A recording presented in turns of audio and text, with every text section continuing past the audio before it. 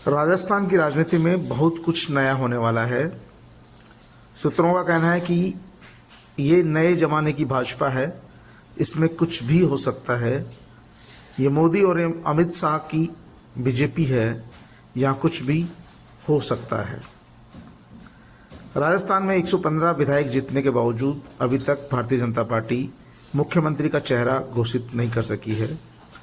वहीं मध्य प्रदेश में भी 163 विधायकों की जीत के बावजूद भी भाजपा मुख्यमंत्री का चेहरा घोषित नहीं कर सकी है। कहा यह जा रहा है कि तीनों प्रदेशों में नए मुख्यमंत्री होंगे, यानी पूर्व मुख्यमंत्री रमन सिंह छत्तीसगढ़ के मुख्यमंत्री नहीं बनेंगे, शिवराज सिंह मध्य प्रदेश के मुख्यमंत्री नहीं बनेंगे और राजस्थान में वसुंधरा राजे भी मुख्यमंत्री नहीं बनेगी। यहाँ भी नया चेहरा मुख्यमंत्री होगा। माना जा रहा कि राजस्थान मूल के निवासी पाली के रानी गांव के रहने वाले अश्विनी वैष्णव केंद्रीय मंत्री, रेल मंत्री को राजस्थान का मुख्यमंत्री बनाया जा सकता है। अश्विनी वैष्णव आईएएस अधिकारी रहे हैं। देश में 27वीं रैंक उनकी आई थी, आईआईटी कानपुर से किया है और पाली छोड़कर वो जोधपुर में रहे हैं। उनकी प्रारंभिक शिक्षा दीक्षा जोधपुर में हुई है। उड़ीसा कैडर के आईएएस रहे हैं और पीएम नरेंद्र मोदी और अमित शाह के ठोक बजाए हुए व्यक्ति हैं और बतौर रेल मंत्री के भी उन्होंने बहुत अच्छा काम किया है। राजस्थान के हैं, ब्राह्मण समाज से आते हैं। ऐसे में माना जा रहा है कि राजस्थान में नए चेहरे को मौका दिया जाएगा और ये भी कहा जा रहा है कि विधायकों से बाहर का भी व्यक्ति मुख्यमंत्री हो सकता है। इस बात में बड़ा दम है कि विधायकों से बाहर का व्यक्ति भी कोई मुख्यमंत्री हो सकता है। इनमें कई नाम सामने आ रहे थे, जिनमें ओम प्रकाश माथुर का नाम लिया जा रहा था, सीपी जोशी का नाम लिया जा रहा था, लेकिन जो सबसे प्रबल नाम आ रहा है वो नाम है केंद्रीय मंत्री अश्विनी वैष्णव का। कि अश्विनी वैष्णव के बारे में कहा जाता है कि वे नवाचारों में विश्वास करते हैं और जहां भी रहे हैं नवाचार उन्होंने किए हैं और उनके नवाचार काफ़ी प्रसिद्ध रहे हैं, अच्छे रहे हैं। राजस्थान में मुख्यमंत्री अशोक गहलोत ने भी खूब सारे नवाचार किए हैं, एक से एक बढ़कर स्कीम्स दी है। लेकिन मोदी चाहते हैं कि राजस्थान में एक ऐसा चेहरा दिया जाए जो अशोक गहलोत के नाम को भुला दे, अशोक गहलोत की योजनाओं से भी आगे बढ़कर कुछ कर दिखाए। मौजूदा चेहरों में से वो किसी भी चेहरे को रिपीट नहीं करना चाहते। ये उनकी रणनीति का हिस्सा है, क्योंकि 2024 का लोकसभा चुनाव उन्हें जीतना है और राजस्थान से 25 की 25 सीटें जीते, इसके लिए भारतीय जनता पार्टी की पूरी केंद्रीय टीम जो है लगी हुई है। माना यह जा रहा है कि अश्विनी वैष्णव को मुख्यमंत्री घोषित करने पर जो मौजूदा नेताओं की आपसी लड़ाई है, आपसी खींचतान है, वो खत्म हो जाएगी। दूसरा, मुख्यमंत्री जोधपुर से ही होगा। तीसरा, ब्राह्मण भी चेहरा होगा। राजस्थान में ब्राह्मण मुख्यमंत्री बने लंबा समय हो गया है।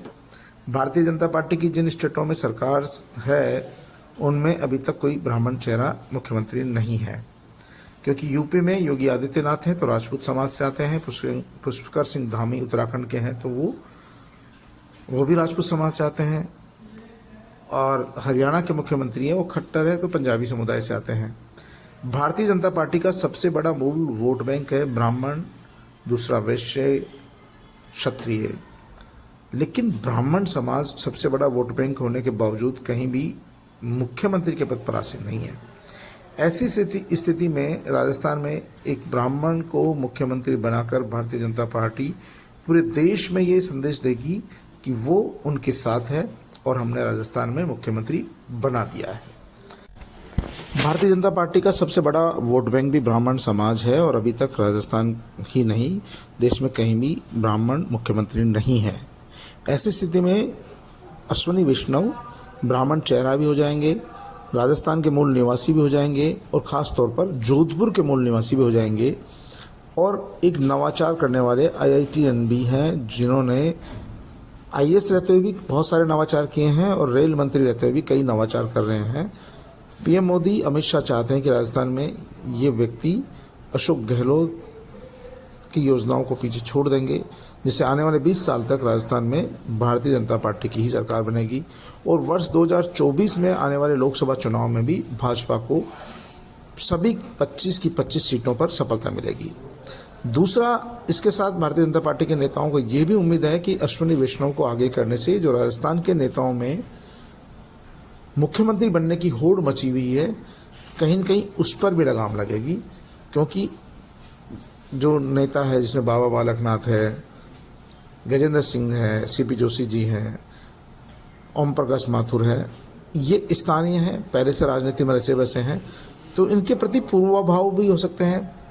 तो ऐसी स्थिति में इन सबसे बचने का एक तरीका है कि नया चेहरा घोषित कर दिया जाए, और पहले भी ऐसा किया गया है, इसलिए अश्विनी वैष्णव के नाम को आगे किया जा रहा है और संभावनाएं इस बात की जताई जा रही कि आने वाले मुख्यमंत्री अश्विनी वैष्णव होंगे। दूसरा ये बताया जा रहा है कि जब जयपुर में पूर्व मुख्यमंत्री वसुंधरा राजे के आवास पर 2 दिन तक लगातार विधायकों का जमावड़ा रहा, तो इसे केंद्रीय नेतृत्व ने बड़ी गंभीरता से लिया है और इसे अपना अपमान मानकर चल रही है। माना जा रहा है कि जब पार्टी नेतृत्व ने यह कह दिया था कि राजस्थान में विधायकों की राय शुमारी ली जाएगी, विधायकों से जानकारी जुटाई जाएगी, उसके बाद ही केंद्रीय नेतृत्व किसी व्यक्ति को मुख्यमंत्री का चेहरा घोषित करेगा। इसके बावजूद भी वसुंधरा राजे के आवास पर 50-60 विधायकों का एकत्रित होना इस बात का परिणाम है कि कहीं न कहीं वसुंधरा राजे सीधे सीधे केंद्रीय नेतृत्व को चैलेंज कर रही है। हालांकि आज वसुंधरा राजे दिल्ली में है और दिल्ली में वो नेताओं से मिलकर इस बात को स्पष्ट कर रही है कि नहीं, उन्होंने किसी तरह की बगावत नहीं की है, उन्होंने किसी तरह का शक्ति प्रदर्शन नहीं किया है, और जो विधायक उनसे आवास पर मिलने आए थे वो पूर्व मुख्यमंत्री के नाते मिलने आए थे, पार्टी के वरिष्ठ होने के नाते उन्होंने अपनी शिष्टाचार मुलाकात की थी। उन्हें वही मंजूर होगा जो पार्टी का नेतृत्व चाहेगा, वो पार्टी के नेतृत्व के खिलाफ नहीं है। आज उन्होंने अमित शाह से, जेपी नड्डा से, राजनाथ सिंह जी से और तमाम बड़े नेताओं से मुलाकात करनी है और मुलाकात के दौरान वो ये बात स्पष्ट करेगी कि उन्होंने जो विधायकों से मुलाकात की है वो शिष्टाचार भेंट थी, जीत के बाद एक दूसरे से मुलाकात की है, इसी तरह की कोई उन्होंने बैठक नहीं की, सामूहिक रूप से कहीं बैठे नहीं हैं, तो उनका बिल्कुल भी इरादा केंद्रीय नेतृत्व को आहत करना नहीं है, केंद्रीय नेतृत्व को चैलेंज करना नहीं है।